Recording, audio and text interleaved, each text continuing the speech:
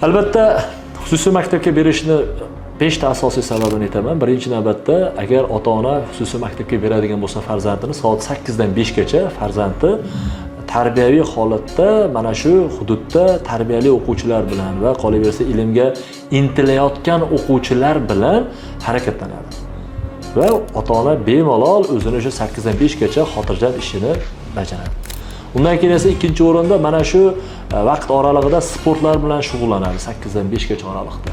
Va o'sha ota-ona sport to'garaklariga berishga hojat qolmaydi. Uchinchi o'rinda qo'shimcha repetitorlarsiz xususiy maktabda o'zida repetitorlar bilan ta'minlanadi bilimli ustozlar tomonidan.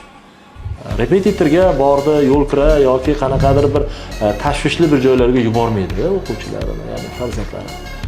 To'rtinchi o'rinda bizda aniq farzandlarimizda maqsadi bor, ya'ni aniq bir kelajakda kim bo'lishligi bor bo'lgan yo'nalishga yo'naltirib beradi bizda xususiy maktablar.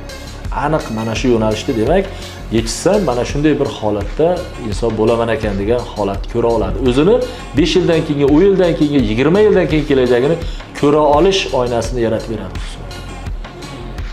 5-o'rinda albatta hozirgi vaqtda xususiy maktablarimiz juda ham xursand bo'lyapmiz. Ma'lum bir darajada mana chet tillaridan ko'p holatda o'zimizda fanlarda milliy sertifikat olib yoki chet tillaridan yaxshi natijalar ko'rsatib, chet el oliy o'quv yurtlariga kirishlariga juda katta sababchi bo'lyapti.